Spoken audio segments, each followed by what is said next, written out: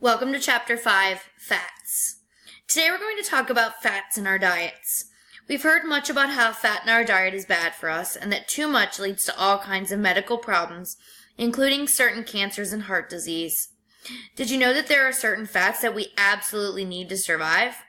Too much fat puts us at risk for disease, but we cannot eliminate all fat from our diets. In general, fats provide energy when needed and actually contain the most energy of the foods, packing 9 kcal per grams as opposed to 4 kcal per gram for carbs, the body's preferred energy source. It also provides building materials, especially for cell walls and certain membranes that protect and support our internal organs. Fat comes from both animal and plant sources. These have different forms of fat, and each affects our health in a different way. Excess dietary fat intake is a certain risk for health problems including heart disease, cancer, and obesity. Fats do provide some good things for our bodies.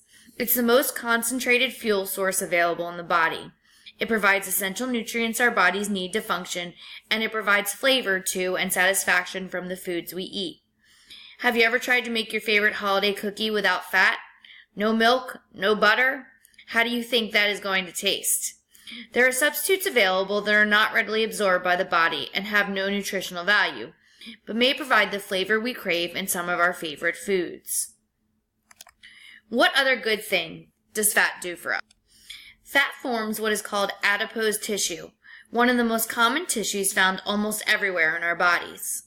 This is fatty tissue that lives under our skin, surrounds many organs, and supports membranes that protect our organs. Fat also provides the insulation we need to protect us from the cold. Without some fat under our skin, it puts us at risk of hypothermia, as cold can more easily penetrate our bodies and affect our organs. Fat also provides the basic building block for cell membranes called lipoproteins. This layer of phospholipids in the outer membrane of every cell provides structure and helps determine what goes in and out of the cells. For example, nutrition and oxygen go in and waste products go out. Fat also covers many nerve fibers and helps to relay impulses. The chemicals that are able to break down fat molecules are found exclusively in the small intestine, so that's where most of the digestion occurs.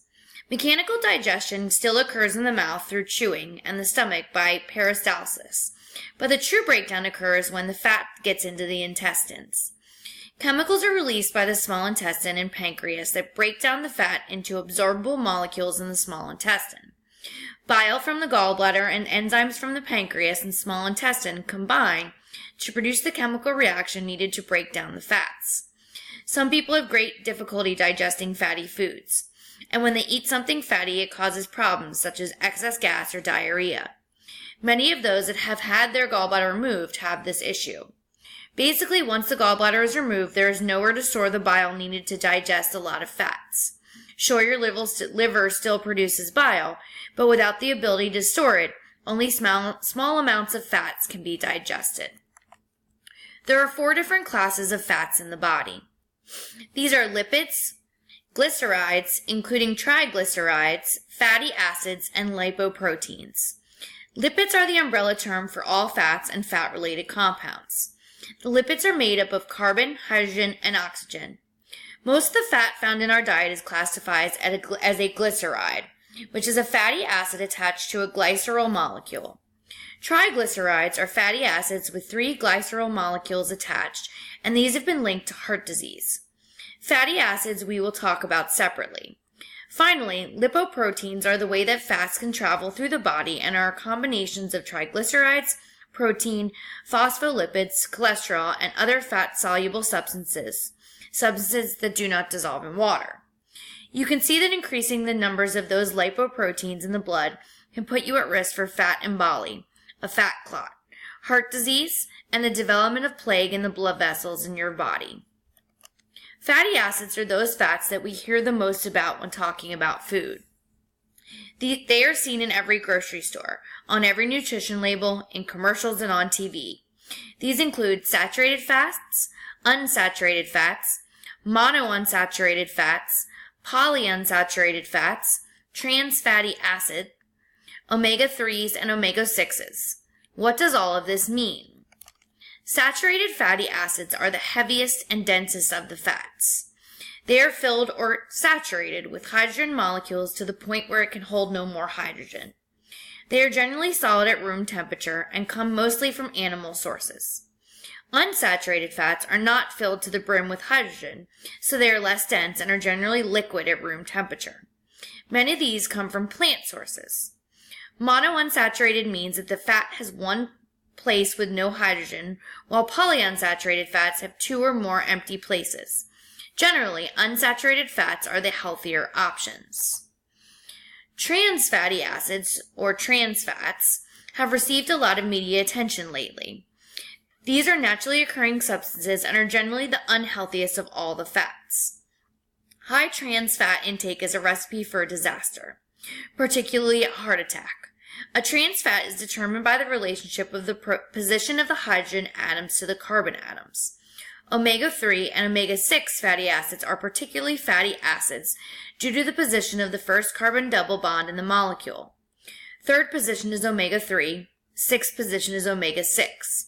These fatty acids are essential to our health, particularly to heart health. So, with all this discussion about fats and heart disease and cancer, what should we look for? There are two fatty acids that we need to get through our food.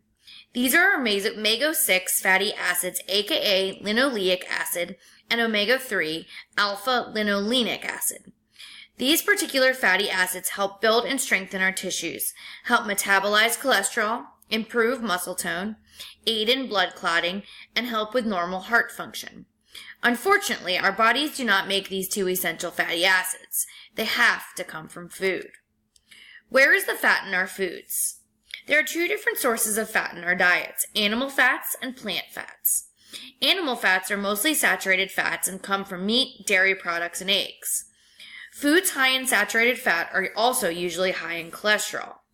On the other hand, there are only two common plant sources of saturated fats, palm and coconut oil. Okay to use in body lotions, but not food. Most plant sources are unsaturated and include corn oil, safflower oil, cottonseed oil, soybean oil, peanut oil, and olive oil, just to name a few. These tend to be healthier fats with small intakes. What tools do we have at our disposal to help trim the fat from our diets? First, there are visible and invisible fats. Visible fats are easy to see and easy to control. These include butter, margarine, cream, oils, lard, and meat fat. We can easily reduce how much butter we use when cooking, or change to a vegetable oil, or we can trim the fat off the meat we use. Invisible fats are hidden in foods and are not easy to remove. Examples include cheese. You can get reduced fat cheese, but you can only reduce it more by eating less. Milk, nuts, seeds, olives, avocados, and lean meat. Fats in these foods cannot be removed by the consumer. The only way to reduce them is to purchase lower fat versions or reduce our intake of these items. Food labels are a tool to help us, and although they are far from perfect, reading them regularly can help reduce fat intake. Food labels are required for certain products and are required to provide information about the amount of calories from fat, from saturated fat, the total polyunsaturated fat, total monounsaturated fat, and the amount of cholesterol. Sometimes you can also find some additional voluntary information included. When reading food labels, it is important to remember that the values listed are per serving. What they say is a serving, not necessarily what they think of in one serving, so you may look at the serving size. You must look at the serving size carefully. For fun, the next time you're at the grocery store, look at the serving sizes for different random items. Some of them are reasonable, but some serving sizes are very small. How does fat impact our health? The FDA supports the claim that diets low in total fat and low in saturated fat reduce the risk for certain cancers and heart disease. There are other claims pending, but they are still being investigated. A few fun facts for you. Our American diet is extremely high in fats and saturated fats. Excess calories are stored as fat, mostly because you can store 9 calories in 1 gram of fat, so you can store more calories in less space. Eating too much from animal food sources can lead to high cholesterol and high saturated fat levels in your body.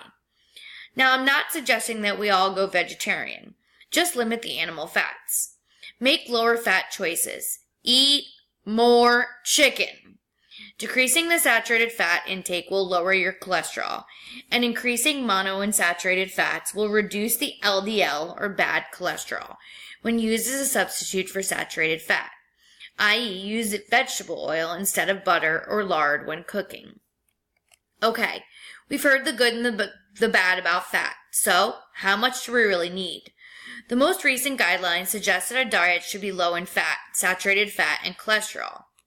Fat calories should be less than 20 to 35% of our total daily intake, and less than 10% of those should be from saturated fats. Cholesterol intake should be limited to 300 milligrams per day. The recommendation for the essential fats are different for men and women. Men have higher muscle mass and generally need more calories, energy, so the amount they need is slightly higher. The problem we are facing now is that we are getting more of the omega-6s in our diet and not enough of the omega-3s. The proper balance is a 2 to 3 to 1 ratio. For every 1 gram of omega-3, we should only have 2 to 3 grams of omega-6s. To balance this, we need to eat more omega-3 rich vegetables and fish. Some good general guidelines to follow is to choose foods low in saturated fat and cholesterol. Choose leaner meats, more poultry and seafood, limit how many eggs you eat, use lower fat milk products, and avoid adding fats when cooking.